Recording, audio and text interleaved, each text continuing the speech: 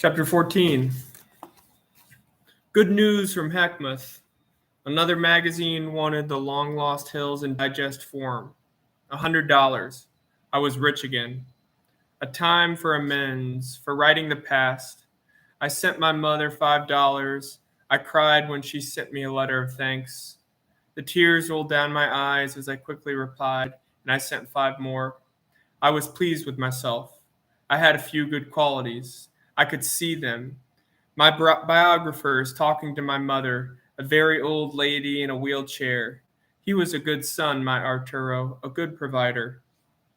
Arturo Bandini, the novelist, income of his own, made it writing short stories. Writing a book now, tremendous book. Advance notices terrific. Remarkable prose. Nothing like it since Joyce. Standing before Hackmouth's picture, I read the work of each day. I spent whole hours writing a dedication to J.C. Hackmouth for discovering me. To J.C. Hackmouth in admiration. To Hackmouth, a man of genius. I could see them, those New York critics crowding Hackmouth at his club. You certainly found a winner in that Bandini kid on the coast. A smile from Hackmouth, his eyes twinkling. 6 weeks. A few sweet hours every day, 3 and 4 and sometimes 5 delicious hours, with the pages piling up and all other desires asleep. I felt like a ghost walking the earth, a lover of man and beast alike. And wonderful waves of tenderness flooded me when I talked to people and mingled with them in the streets. God Almighty, dear God, good to me, gave me a sweet tongue, and these sad and lonely folk will hear me, and they shall be happy. Thus the days passed, dreamy, luminous days, and sometimes such great quiet joy came to me that I would turn out my lights and cry, and a strange desire to die would come to me. Thus Bandini, writing a novel. One night I answered a knock on my door, and there she stood, Camilla. She came in and sat down on the bed, something under her arm, a bundle of papers. She looked at my room. So this was where I lived. She had wondered about the place I lived. She got up and walked around, peering out the window, walking around the room. Beautiful girl, tall Camilla, warm dark hair, and I stood and watched her. But why had she come? She felt my question, and she sat on the bed and smiled at me. Arturo, she said, why do we fight all the time? I didn't know. I said something about temperaments, but she shook her head and crossed her knees, and a sense of her fine thighs being lifted lay heavily on my mind. Thick, suffocating sensation, warm, lush desire to take them in my hands. Every move she made, the soft turn of her neck, the large breasts swelling under the smock, her fine hands upon the bed, the fingers spread out, these things disturbed me. A sweet, painful heaviness dragging me into stupor. Then the sound of her voice, restrained, hinting of mockery, a voice that talked to my blood and bones. I remembered the peace of those past weeks. It seemed so unreal. It had been a hypnotism of my own creation, because this was being alive, this looking into the black eyes of Camilla, matching her scorn with hope in a brazen gloating. She had come for something else beside a mere visit. Then I found out what it was. You remember Sammy? Of course. You didn't like him. He was all right. He's good, Arturo. You'd like him if you knew him better. I suppose. He liked you. I doubted that after the scuffle in the parking lot. I remembered certain things about her relationship with Sammy, her smiles for him during work, her concern the night we took him home. You love that guy, don't you? Not exactly. She took her eyes off my face and let them travel around the room. Yes, you do. All at once I loathed her, because she had hurt me. This girl, she had torn up my sonnet by Dowson. She had shown my telegram to everybody in the Columbia buffet. She had made a fool of me at the beach. She suspected my virility, and her suspicion was the same as the scorn in her eyes. I watched her face and lips and thought how it would be a pleasure to strike her, send my fist with all force against her nose and lips. She spoke of Sammy again. Sammy had had all the rotten breaks in life. He might have been somebody, except that his health had always been poor. What's the matter with him? TB, she said. Tough. He won't live long. I didn't give a damn. We all have to die someday. I thought of throwing her out, saying to her, if you've come here to talk about that guy, you can get the hell out, because I'm not interested. I thought that would be delightful. Order her out. Order her out. She's so wonderfully beautiful in her own way and forced to leave because I ordered her out. Sammy's not here anymore. He's gone.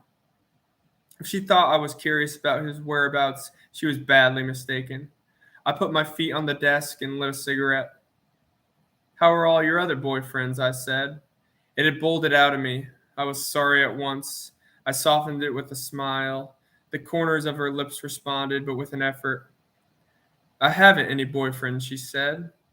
Sure, I said, touching it slightly with sarcasm. Sure, I understand. Forgive an incautious remark. She was silent for a while. I made a pretense at whistling. Then she spoke. Why are you so mean, she said. Mean, I said. My dear girl, I am equally fond of man and beast alike. There's not the slightest drop of enmity in my system. After all, you can't be mean and still be a great writer. Her eyes mocked me. Are you a great writer? That's something you'll never know. She bit her lower lip, pinched it between two white, sharp teeth, looking toward the window and the door like a trapped animal, then smiled again. That's why I came to see you. She fumbled with the big envelopes on her lap, and it excited me, her own fingers touching her lap, lying there and moving against her own flesh. There were 2 envelopes. She opened one of them. It was a manuscript of some sort. I took it from her hands. It was a short story by Samuel Wiggins, general delivery, San Juan, California. It was called Cold Water Gatling, and it began like this. Cold Water Gatling wasn't looking for trouble, but you can never tell about those Arizona rustlers. Pack your cannon high on the hip and lay low when you see one of them babies. The trouble with trouble was that trouble was looking for Cold Water Gatling.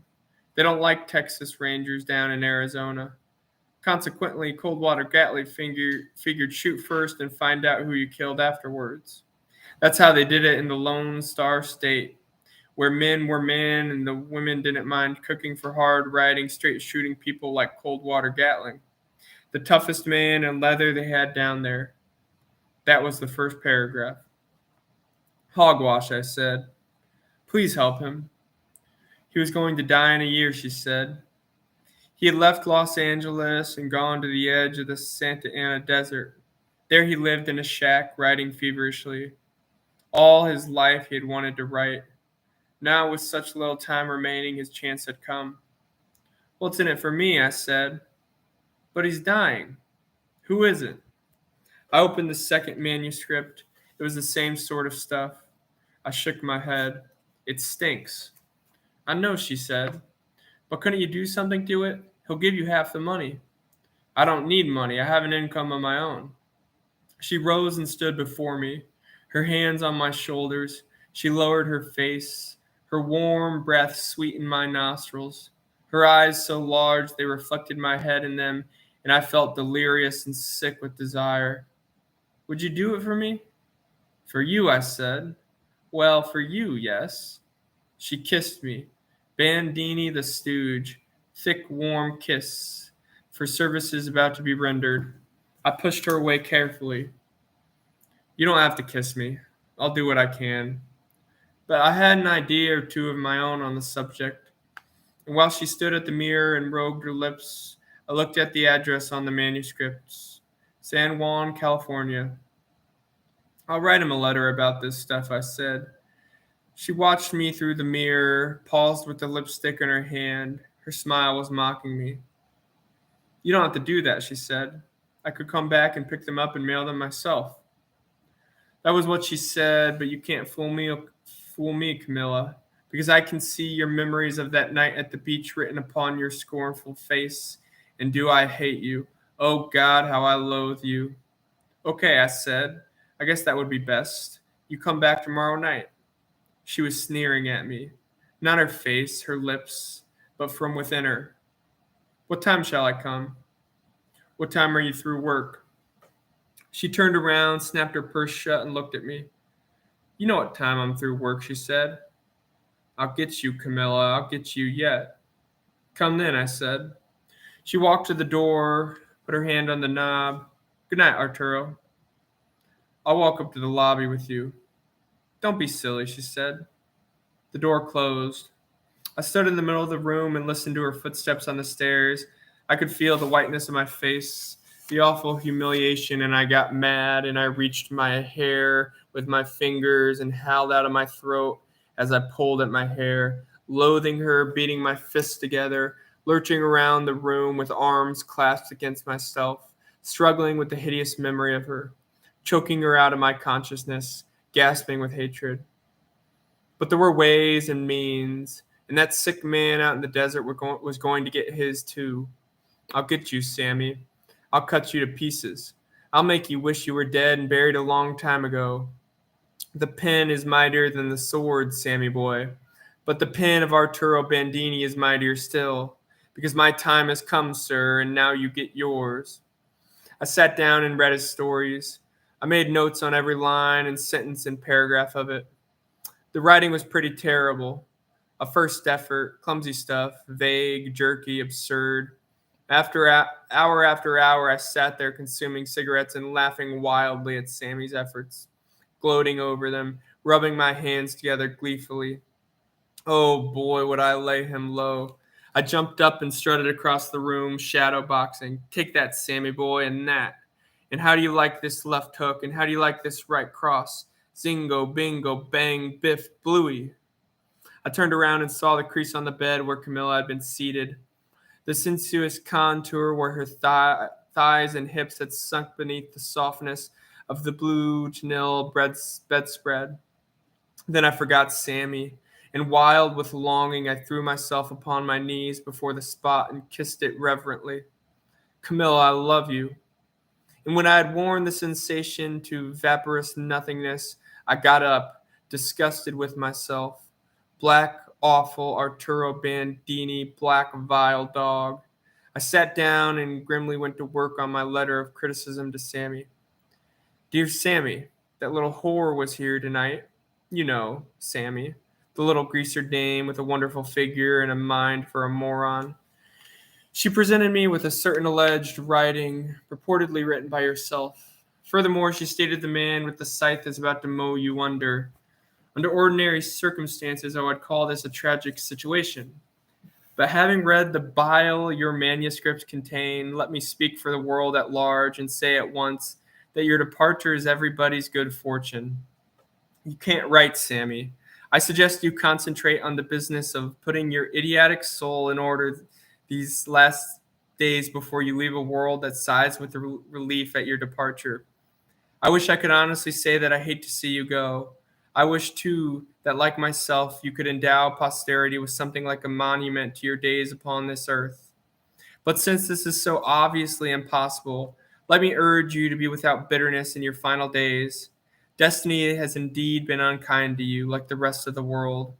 I suppose you, too, are glad that in a short time all will be finished, and the ink spot you have splattered will never be examined from a larger view. I speak for all sensible, civilized men when I urge you to burn this mass of literary manure and thereafter stay away from pen and ink.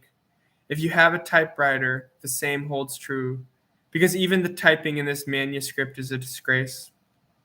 If, however, you persist in your pitiful desire to write, by all means send me the pop you compose.